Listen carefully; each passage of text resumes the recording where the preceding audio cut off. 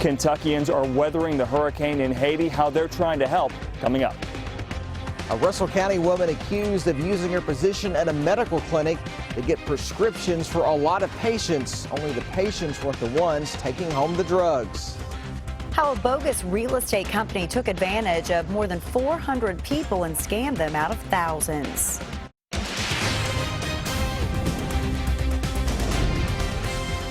This is WKYT News at 5:30. Good evening. As the East Coast prepares for Hurricane Matthew to make landfall, cleanup is beginning on some of the islands already hit by this storm. At least 19 people were killed this week as Matthew moved through Haiti. The United Nations has called Matthew the worst humanitarian crisis to hit the island since the destructive earthquake in 2010. And as relief efforts begin, some Kentucky missionaries on assignment in Haiti are gearing up to do their part. WKYT Sean Moody talked to the group's pastor in our top story at 5:30. The lead pastor here at Fox Creek Christian Church said the group knew there was a storm brewing when they went down to Haiti, but they didn't realize just how big this was going to be. Now, they pretty much dodged a bullet where they're staying there, but now they're going to try and do what they can to help. Volunteers from Fox Creek Christian Church have been doing work in Haiti for years. This is about the 14th trip for a couple of our guys. Mark Wells is the lead pastor here. He said there are about 15 volunteers from there and Nineveh Christian Church in Haiti right now. They went down on Thursday. They started getting word back from here that there was a big storm on its way. It didn't take long for things to become clear. They had a major hurricane on their hands. The villagers there told them not to worry about anything, that they would take care of them. I'm like, God, you calmed the storm on the Sea of Galilee when you were out there with the disciples, so you can calm the storm. Marcella Latart's son Sam is part of that group. He said everything was fine, and he said the people down there were the happiest people he'd ever met. There wasn't much damage where they were staying in the central part of the island. They're going to try to see how they can help out in Port-au-Prince. Getting in, trying to see what else there is, maybe even there, that they might be able to help out with. The next problem is the flight back. They're scheduled to fly through Florida on Friday, just as the hurricane passes through the region. So it's just like, yeah, you get over one hurdle and then there's another one. So Marcella is just ready to see her son back in the bluegrass. But it's going to be real joy. The group plans to send another group to Haiti in early spring. In Lawrenceburg, Sean Moody, WKYT. Before the hurricane hit, the group had been helping to build church and school benches and leading a vacation Bible school. And while those in the Caribbean are dealing with Hurricane Matthew, the storm doesn't look to be directly affecting our weather here in the Bluegrass. Let's check in with WKYT Chief Meteorologist Chris Bailey. Chris? Yeah, you're exactly right, Sam. This isn't going to impact our weather across Kentucky. It may throw a little cloud cover into the east, but boy, this is a powerhouse of a hurricane. Pressures are way up, but it's been interacting with land, so it's slowed it down a little bit. Still a Category 3, wind sustained 120 miles per hour. Latest trajectory from the National Hurricane Center showing that getting toward the east coast of Florida and potentially making landfall as a Category 4 before heading up toward Myrtle Beach and then trying to do a little loop. Now, across the Bluegrass state, we don't have to really worry about anything from Matthew. Dealing with a little cloud cover coming in on the western horizon. So if you're out this evening, we'll drop it from the low 70s to the mid 60s from 7 to 11 this evening with pleasant temperatures and a mix of, by then, stars and a little high cloud cover. I'll come back in just a few minutes. We'll focus on the weekend forecast and indeed some changes that blow into town. We'll track some gusty winds along with cooler temperatures in a few. Chris, thank you. Police say a woman used her position in a medical clinic to commit crimes over 2 years. Police in Russell County say a medical assistant falsified prescriptions more than 100 times for herself and possibly others. As WKYT's Phil Pendleton reports, police say the arrest is only the beginning of a much larger case.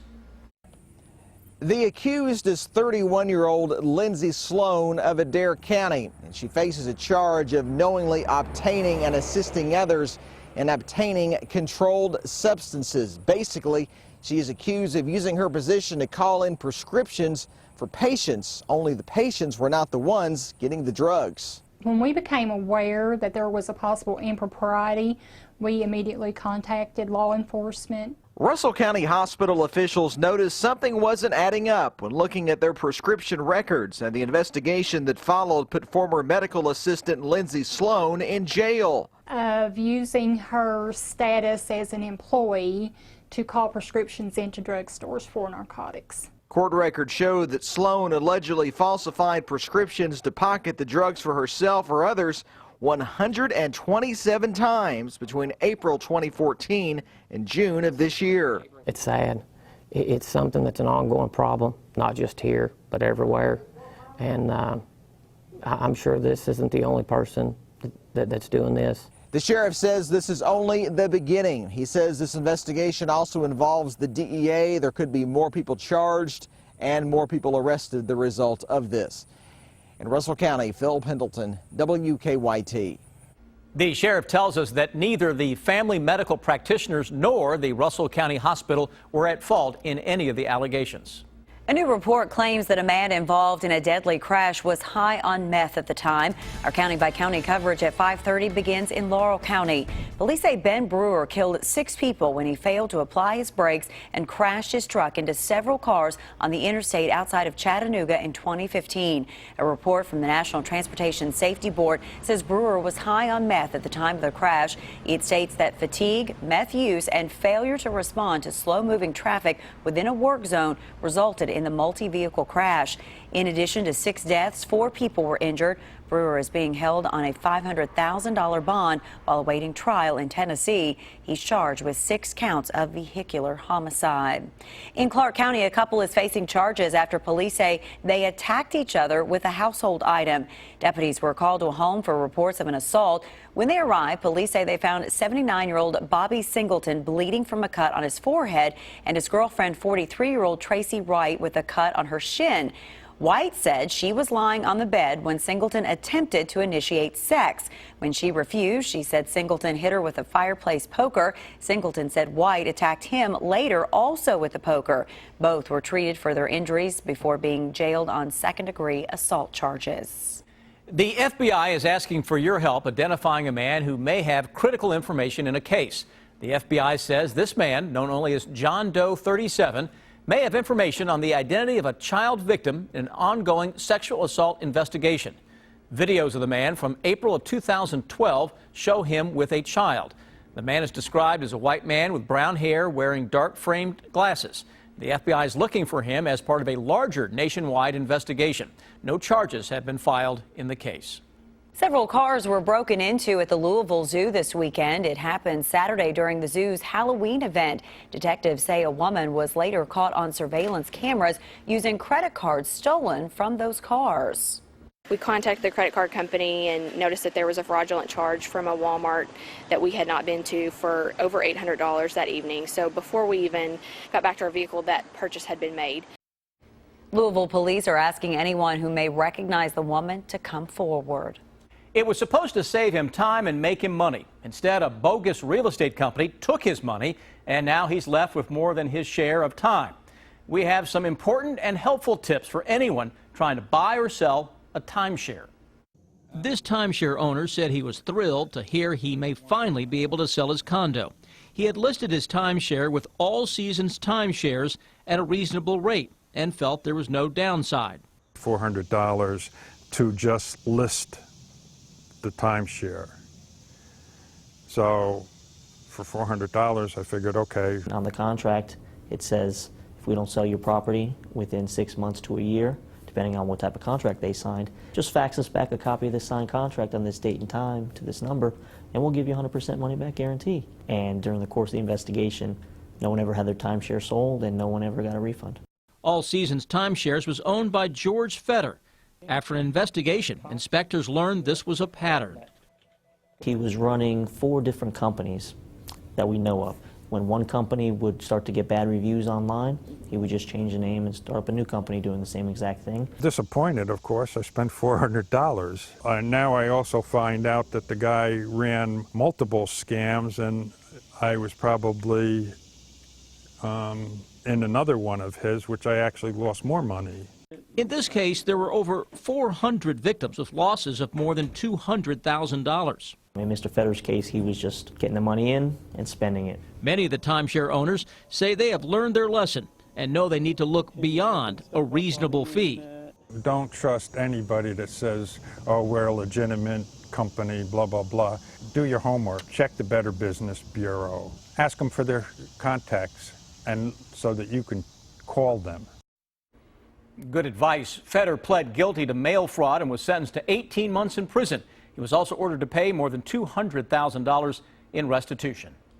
Aerospace is now the largest export industry in Kentucky, and Morehead State University is at the forefront. That story in just under 6 minutes on WKYT.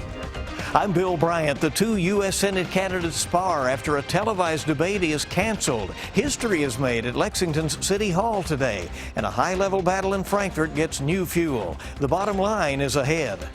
Kentucky's candidates for U.S. Senate disagree on the value of debates. And history is made today in Lexington. Bill Bryant has the details in the bottom line.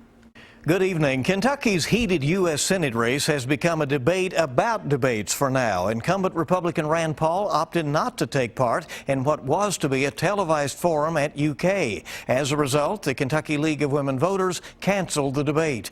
The Democratic nominee, Jim Gray, quickly pounced and criticized Paul for traveling the country to run for president and taking part in several debates then, but being unwilling to do multiple debates in his bid for re-election here in Kentucky. Campaigning in Eastern Kentucky, Paul said debates are not the best way to connect with voters.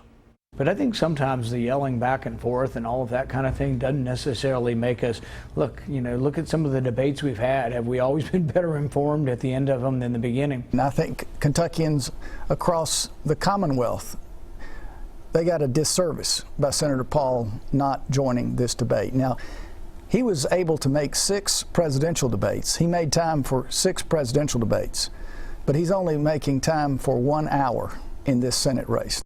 Paul has agreed to appear with Gray on a program that will be 60 Minutes on KET on Monday evening, October 31st, which is Halloween. With the November 8th election quickly approaching, the heat keeps turning up in Frankfort. Today, Democratic House Speaker Greg Stumbo announced a 5-member House investigative committee to look into Governor Matt Bevin and alleged intimidation to convince House Democrats to switch parties.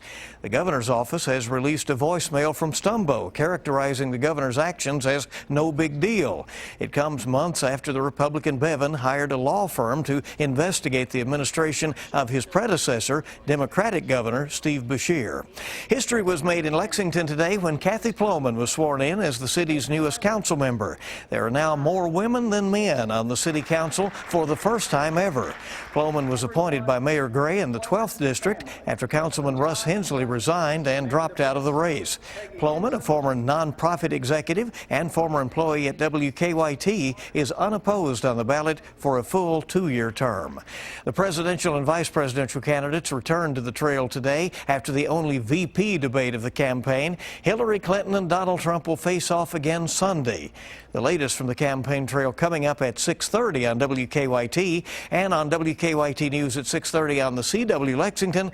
We'll break down what happened in Frankfort today. Bill Bryant, WKYT. Today, Governor Matt Bevin and Lieutenant Governor Janine Hampton were at MSU's Space Science Center for the launch of the Kentucky Aerospace Industry Consortium. While on campus, the governor and lieutenant governor also launched a rocket and met with students while touring the facility. Aerospace manufactured parts exceeds $8 billion in Kentucky and is growing at 40% annually. Now, your hour-by-hour forecast with Chief Meteorologist Chris Bailey. Mix of sun and clouds, those mild, almost early September temperatures out there. I don't think too many folks are complaining. It's fall break week for a lot of the kiddos across the Bluegrass State, and they are enjoying some of the good stuff out there. Now, if you can just replicate this for spring break here in several months from now. Let's not get too far ahead of ourselves. It's fall. Seeing some of those colors showing up right now. Upper 70s, low 80s, most of central and eastern Kentucky. And a quick drop in your thermometer as soon as the sun sets, even with a few high clouds streaming on in. Similar to last night, we're going to look out on that western horizon toward a fiery sunset in the Bluegrass. Courtesy of those ice crystal clouds, you may even see another sundog or two that shows up out there. Warm conditions ahead of a front. It's the second front that comes in behind that arrives on Saturday that will knock our temperatures down. Warm and windy until then. We go into Friday, more of the same, though clouds will increase. That front arrives Friday night and into Saturday does not have much moisture at all to work with. So an isolated shower thunderstorm possible Friday night into Saturday. I think the majority of Saturday is dry, but the winds are going to be a big player. It could be around 30 miles an hour, and then temperatures take a tumble into especially the afternoon and evening. We go through this evening and temperatures drop into the upper 60s, 50s abound early tomorrow. Upper 70s, low 80s tomorrow afternoon. It's a broken record, but it's at least stuck on a good part of the song as we go into the day on Friday. Same model tries to spit out a shower in as far southeastern Kentucky Friday evening, not coming directly from our hurricane, but indirectly throwing a little juice into parts of southeastern Kentucky. For the day on Saturday. Cold front is on top of the area. It does not have much moisture to work with. So into the afternoon, if you do have some clouds to begin the day, skies will likely brighten up. We'll have gusty winds and temperatures that will drop quickly as the sun gets low on the horizon, dropping into the mid-50s by around 6, 7 o'clock or so. Winds are going to be a player as well. Not so much on Friday with calm conditions out there early, but late in the afternoon and by Friday night and Saturday, winds are cranking, and it's a cooler wind that will blow into Saturday afternoon, and that will usher in that cooler air. Look at that 7 o'clock on Saturday evening.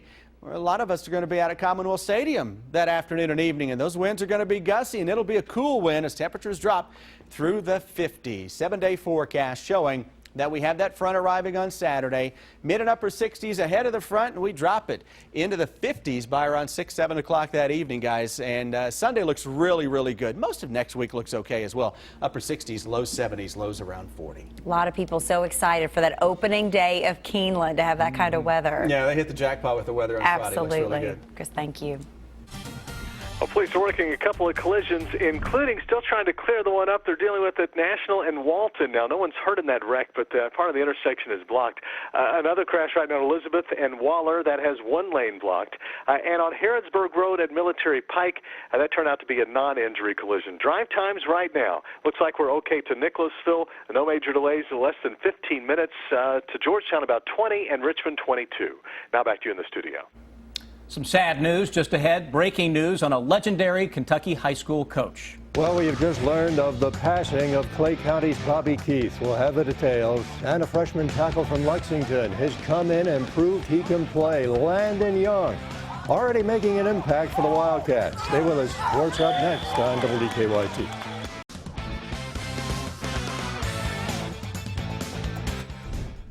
Breaking news within the last few minutes. Hall of Fame high school coach Bobby Keith, who led Clay County to the Sweet 16 more times than any other coach, has died. Keith led the Tigers to the 1987 Sweet 16 title and runner-up finishes in 1985 and 1988.